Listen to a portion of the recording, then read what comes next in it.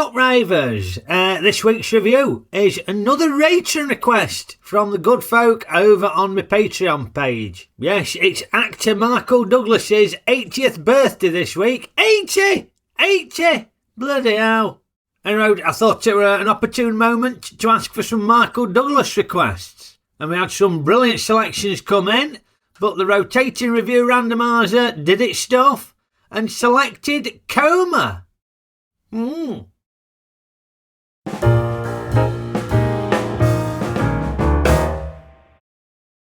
Now, the film starts and we see Dr. Susan Wheeler, played by Genevieve Bajode. I don't think that's how you pronounce it, but that's how I'm going to pronounce it. I don't know. Yeah, working at the Boston Memorial Hospital. And we see her doing a typical day's work, doing some doctory stuff, diagnosing this, that and the other, and doing a spot of surgery and whatnot. And she goes home after a tiring day with her boyfriend, Dr. Mark Bellows, played by Michael Douglas. And they proceed to have a blazing row. I don't see why you can't share half the responsibility. I share more than half the responsibility. No need to shout. Then what are you running off for? Now, I'm not sure whether this was the intention of the director or not, but this scene served to portray Michael Douglas as a bit of an arsehole, in my opinion. He seemed quite unreasonable. That seems quite common with a lot of Michael Douglas characters, I reckon. Unlike, say, Harrison Ford, Douglas's characters always seem to have a bit of an edge to them, a bit of a dark side. Harrison Ford's most iconic characters, they're normally always out-and-out good guys, ain't they? Or if they are a bit of a wrong'un, they're a lovable wrong'un. Look at that, he's just murdered him. Great. Whereas Douglas is almost the other way round, isn't he? Even if his characters are good guys, there's usually a sinister edge to them. And you're thinking, I don't really know if I should like this bloke. So straight off in this film, I'm thinking, is Dr. Mark Bellows a bit of a dodgy one? Anyway, we see Dr. Susan Wheeler enjoying a dance class to help her de-stress after work. And she's spending time with a mate, Nancy, who I recognise as the rocket scientist, Dr. Goodhead, from Moonraker. A woman? Now, it turns out that Nancy needs to go into hospital for a routine procedure, but understandably ain't looking forward to it. Are you worried? Well, I know you do this every day, but sure I'm worried. Who wouldn't be? It'll be fine, Nancy. It's routine procedure. Yeah, not to worry about. What could possibly go wrong? Jesus Christ. What the hell's the matter? I don't know what the matter is. Nothing's the matter. Well, something's the matter. This girl's gonna arrest. All right, no prizes for seeing that coming.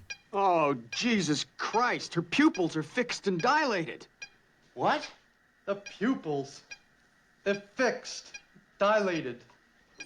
Now, I appreciate that bloke's repeated that to help the audience understand what's going on, but I didn't understand what was going on. But I knew it weren't good. In fact, it turns out it was very, very bad. What's her status? Greenlee? Complete squash rot. She's a total gomer. It's brain death. Oh, dearie me, brain dead. After what should have been a routine procedure. It's not what you want going into hospital, is it? You know, if you go into hospital for a routine procedure, you expect everything to go all right, don't you? All right, here we go then. Let's see those dimples. Now, Susan finds out and is initially very upset, but very quickly becomes very matter-of-fact about the whole thing and starts to investigate why this has happened to her mate. And then when it happens again to a very fit and healthy-looking Tom Selleck, he's a handsome devil, isn't he? Oh, he doesn't look so well there, though, does he? No. She starts making various inquiries around the hospital, including interrupting this bloke having it off with his colleague. We're closed. We don't do any determinations after 6, Doctor. Good sound effect of his flies being done up there.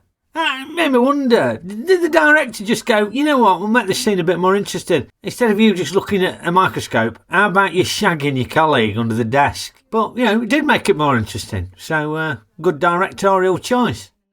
Now, while she's snooping about, Dr. Susan bumps into a very young Ed Harris. Look at him there, his blonde hair. I thought, he looked familiar, I had to pause it. And then she gets chatting to this other bloke who tells her about this mysterious Jefferson Institute. Jefferson Institute. It's a chronic care facility in the suburbs. Government thing. They take care of the vegetables. Sometimes they die before they get there, like this one. And now Dr. Susan's inquiries start to rub a lot of folk up the wrong way, including chief anaesthetist Dr. George, played by Rip Torn. Now, because of this, she gets towed off. Firstly by Dr. Mark. How could you do that? That's not your responsibility. You're way off base. Further reinforcing my suspicions that he's a bit of a dick. And then she gets towed off by the chief of surgery, Dr. Harris, played by Richard Widmark. Now, Rip Torn and Richard Widmark, two big guns in this, and I'm thinking, they could both be wrong-uns. Any of these folk could be wrong-uns. Douglas, Torn, Widmark, any on them. But Dr. Harris tells her she can face the chop if she keeps behaving the way she is. And he forces her to speak to a psychiatrist as a condition of her not getting sacked. But he does give her the weekend off, so perhaps he is a good egg. So Susan and Mark have a romantic weekend at the seaside, but on the way back, they see a sign for the Jefferson Institute, and Dr. Susan persuades Dr. Mark to go and check it out. Now, the Jefferson Institute, that looks very creepy. One of these soulless concrete buildings, made all the more creepy courtesy of some great Jerry Goldsmith music.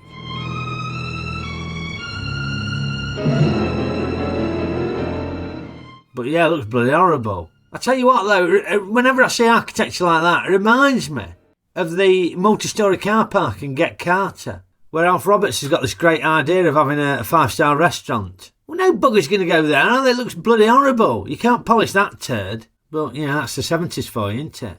Michael Caine certainly didn't want to eat there, did he? I have an awful feeling we're not going to get our fees on this job. If you're trying to get a design fee for that shithole, you want sacking. And Dr. Susan decides to have a nose around what looks like a deserted Jefferson Institute, only to be confronted by this equally creepy nurse. Who runs the staff? There is no staff. There's something not right there, is there? It ain't right. Alarm bells ringing.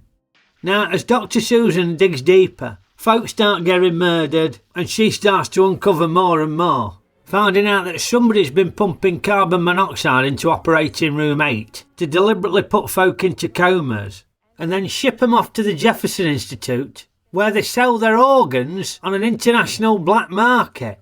And some evil bleeder at the Boston Memorial Hospital is comatosing patients whose organs match the needs of the highest bidder. We have a left kidney, 2 hours old, ready to ship. The bidding now stands at $42.5. Now, I'm going to try and avoid giving any spoilers away here, because if you ain't seen it, it's definitely worth a watch. But there's a lot of tension in this. You don't know who to trust, and it kept me guessing till very late on in film. And I didn't realise that this was directed by Michael Crichton. He did Westworld and The First Great Train Robbery and Runaway. Done all of them, so you can check out my back catalogue for them. Also wrote Jurassic Park. So yeah, he's got a good CV, this fella. And he does a cracking job with this, including some very creepy imagery. And he builds the tension very well. Now, obviously today's review was a Michael Douglas review. And Douglas, very good in this. You don't know whether you can trust him or not. Right up to the end of the film, to be honest with you. And that proved a good formula for him, didn't it? He played loads of them morally ambiguous characters over his career, didn't he? With great success. And Genevieve Bajode, she's very good as the lead. She ain't a damsel in distress, she can handle a scent, shows great detective skills, and also great evasive skills, escaping from the baddies. She didn't just rely on outrunning them, no, she used a nous, a cunning, and came up with lots of clever ways to evade them, using all sorts of means at her disposal. Mind you, of course, we know if you're escaping from folk in hospital, best method is using an hospital trolley, isn't it?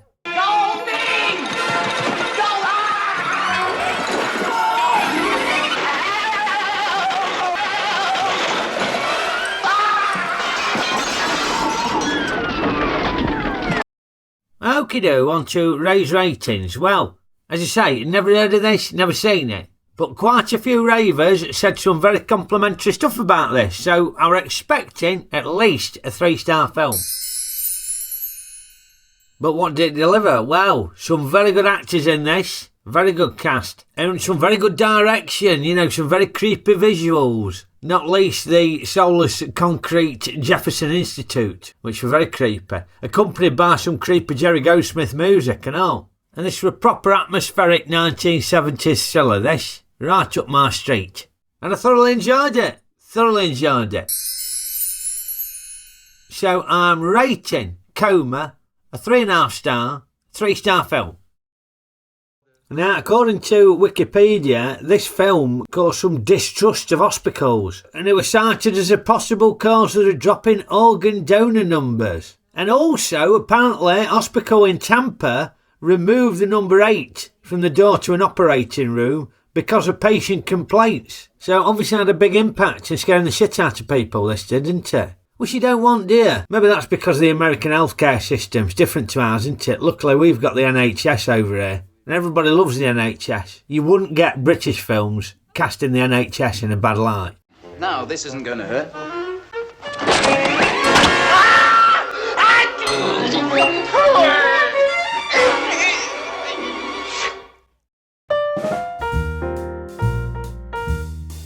Well, I hope you enjoyed my review of Coma, ravers. And if you did, poke the old like button for me. Give it a good old poke. Or maybe jab it with an eagle like Jim Dale did, instead of sticking up Frank Howard's arse. And remember to share our reviews with your mates and subscribe to my channel if you ain't already a subscriber. Very much appreciated. And thank you so much for them wonderful comments you keep popping on. I love reading them. Apologies if I don't get around to responding to them all because there's so many, but yeah, they do make my day reading them.